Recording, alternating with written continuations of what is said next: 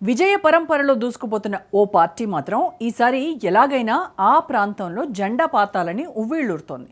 తోడుగా అక్కడున్న ఆ పార్టీ ఇన్ఛార్జ్ కూడా తనదైన మాస్ ఫాలోయింగ్ ముందు ఊరమాస్ డైలాగ్స్ను అలా చక్కర్లు కొట్టిస్తున్నారు.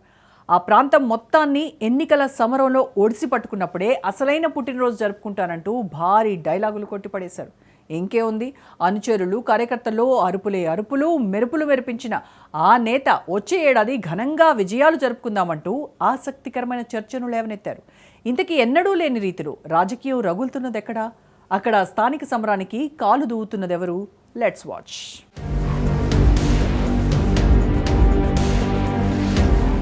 పులివెందుల ఈ పేరు చెబితే చాలు జిల్లా, రాష్ట్రం, దేశంలోనే కాదు ప్రపంచవ్యాప్తంగా లొకేషన్ వెతుక్కోవాల్సిన అవసరం ఉండదు. నేరుగా ఊరికి ఇట్టే వచ్చేయచ్చు. ఎందుకంటే ఆ ఊరి ప్రఖ్యాతి అలాంటిది. మరి ఆంధ్ర రాష్ట్రంలోని ఉమ్మడి కడప జిల్లా మొత్తం 10 నియోజకవర్గాల్లో ఈ స్థానానికి భిన్నమైన ప్రాశస్త్యం.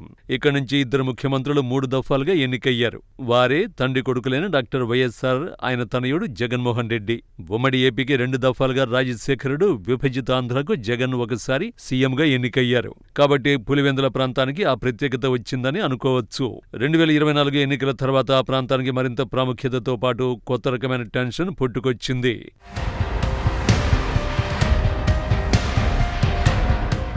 రాష్ట్రంలో ప్రతిపక్ష స్థానానికి కూడా అర్హత సాధించలేని విధంగా వైసీపీ అధినేత జగన్ 11 సీట్లకే పరిమితమయ్యారు. ఫలితంగానే ఇటీవల జరిగిన పులివెందుల జెడ్పీటీసీ ఉప ఎన్నికలో కూటమి వ్యూహాత్మకంగా గెలుపును చేజిక్కించుకుంది. ఆ ధైర్యంతోనే పులివెందుల మున్సిపాలిటీతో పాటు అంతటి ప్రాముఖ్యత కలిగిన వేంపల్లి మేజర్ పంచాయతీని కైవసం చేసుకోవాలనే పట్టుదలతో పసుపు సైన్యం ఇప్పటి నుంచే జబ్బలు చరుస్తోంది. కాబట్టి ప్రస్తుతం తగిన వ్యూహాలకు ఆ పార్టీ ఇన్ఛార్జి బిటిక్ రవి పదును పెట్టారు. సందర్భం ఏదైనా ఈ 2 స్థానాల్లో విజయమే లక్ష్యంగా తన బలమైన వాణిని కార్యకర్తల్లో నూరిపోస్తున్నారు.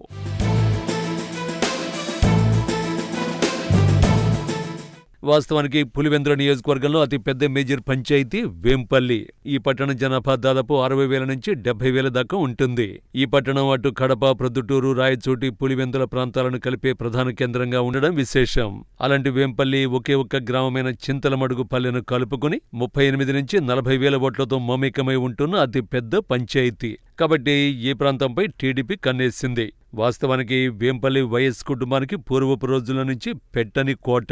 చాలా ఎన్నికల్లో ఆ కుటుంబానికి దగ్గరగా ఉన్నవారి సర్పంచులుగా కొనసాగుతూ వచ్చారు. అంతేకాకుండా వేంపల్లికి చెందిన ముఖ్యమైన ఇప్పటి వైసీపీ నేత సతీష్ రెడ్డి టీడీపీ ఎమ్మెల్సీగా, శాసనమండలి డిప్యూటీ చైర్మన్ గా ఉన్న సమయంలో ఆయన హవా కొనసాగింది. అయితే ప్రస్తుతం ఆయన కూడా వైసీపీలో చేరిపోయారు. ఆ పార్టీకి రాష్ట్ర అధికార ప్రతినిధిగా వ్యవహరిస్తున్నారు. డాక్టర్ వైఎస్ఆర్ ముఖ్యమంత్రి కాకముందు సతీష్ రెడ్డి తండ్రి మధుసూదన్ రెడ్డి, ఆ తర్వాత తల్లి విజయమ్మ సర్పంచులుగా వ్యవహరించారు.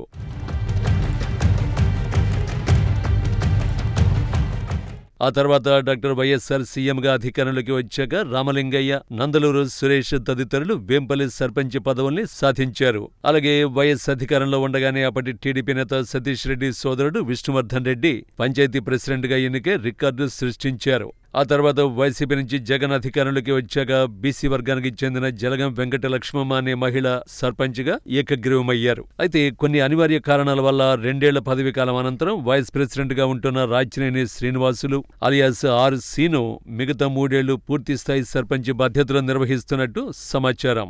అయితే ఇదంతా ఇక్కడి ప్రధాన వైసీపీ నేత జెడ్పీటీసీ సభ్యుడు రవికుమార్ రెడ్డి నేతృత్వంలో రాజకీయం నడుస్తోంది. కూటమి ప్రభుత్వం అధికారంలోకి వచ్చిన ఈ 20 నెలల కాలంలో అక్కడి రాజకీయ స్థితిగతులు టోటల్గా మారిపోయాయని చెప్పుకోవచ్చు.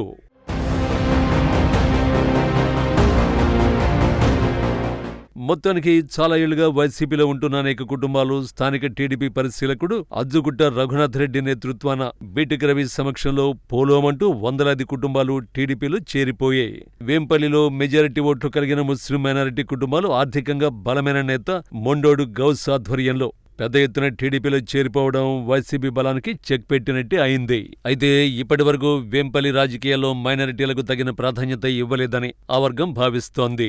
ఈసారి ఎలాగైనా ఆర్థికంగా బలమైన మొండోడు గౌస్ కు ఆ సీటును అప్పగిస్తే ఖచ్చితంగా పట్టం కడతామంటూ మైనారిటీలు ఉవ్విళ్లూరుతున్నారు. అందుకు పార్టీ ఇన్ఛార్జి బిటిక్ రవి, పరిశీలకుడు అజ్జుగుట్టు రఘునాథ్ రెడ్డి అప్పటి రిజర్వేషన్ల ప్రాతిపదికను దృష్టిలో పెట్టుకుని పరిశీలిస్తామని గౌస్ కు హామీ ఇచ్చినట్టు తెలుస్తోంది.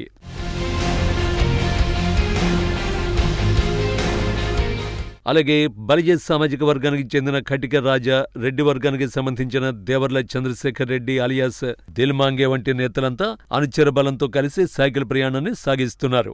ఈ దశలో మేజర్ పంచాయతీగా ఉంటున్న వేంపల్లిని చేజిక్కించుకోవడం పెద్ద కష్టమేమీ కాదని టీడీపీ వర్గీయులు భావిస్తున్నారు. అయితే రానున్న పంచాయతీ ఎన్నికల్లో సర్పంచ్ పదవి కోసం చాలా మంది పోటీలో ఉన్నట్టు తెలుస్తోంది. పులివెందుల ఇన్ఛార్జి బీటెక్ రవి, వేంపల్లి పరిశీలకుడు అజ్జుగుట్టు రఘునాథ్ రెడ్డి కలిసి ఇప్పటికే సర్పంచ్ అభ్యర్థిగా సింగారెడ్డి రామమునిరెడ్డికి సంకేతాలు ఇచ్చినట్టు వినికిడి.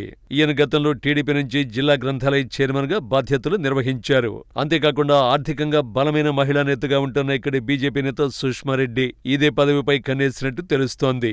ఇప్పటికే బీజేపీలో తనకున్న పరిచయాలతో బలమైన నేతల ద్వారా మంత్రంగా నడుపుతున్నట్టు సమాచారం. అలాగే ఇటీవల టీడీపీలో చేరిన మొండోడు గౌస్ కూడా సర్పంచ్ సీట్ ఇస్తే ఆర్థిక అంశంతో పాటు అన్ని రకాలుగా పోటీని ఎదుర్కొనేందుకు సిద్ధమవుతున్నారని వినికిడి. ఇదిలా ఉండగా వైసీపీ నుంచి ప్రసిద్ధ జెడ్పీటీసీ రవికుమార్ రెడ్డి తన వర్గం నుంచి ఎవరినైనా పోటీలో దించకపోతే ఆ స్థానాన్ని భర్తీ చేసేందుకు పార్టీ రాష్ట్ర అధికార ప్రతినిధి సతీష్ రెడ్డి సై అంటున్నారట. పోటీలో ఆయన సతీమణి గాని లేకపోతే సోదరుడు విష్ణువర్ధన్ రెడ్డిని రంగంలోకి దించే అవకాశం ఉందని తెలుస్తోంది.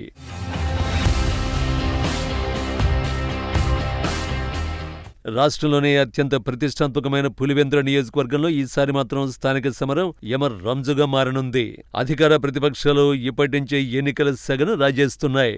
మరి ముఖ్యంగా చేరికలతో టీడీపీ వైసీపీకి దడ పుట్టిస్తోంది. దానికి ఒకే ఒక కారణం ఇటీవల బీటెక్ రవి పుట్టినరోజు సందర్భంగా ఆయన మాట్లాడిన మాటలు. తాను నిజమైన పుట్టినరోజు జరుపుకోవడం అంటే పులివెందుల మున్సిపాలిటీ వేంపల్లి గ్రామ పంచాయతీని కైవసం చేసుకోవడం అంటూ అనుచరులు, కార్యకర్తలకు సెలవిచ్చారు. దీన్ని బట్టి చూస్తే టీడీపీ పులివెందులపై ఎలాంటి పట్టు బిగిస్తోందో ఇట్టే ఊహించొచ్చు. చూద్దాం వైఎస్ కుటుంబ ప్రభావిత ప్రాంతమైన పులివెందులలో ఎవరు ఎవరి జెండాను ఎగరేస్తారో. కొంతకాలమైతే ఓపిగ్గా ఎదురు చూడక తప్పదు.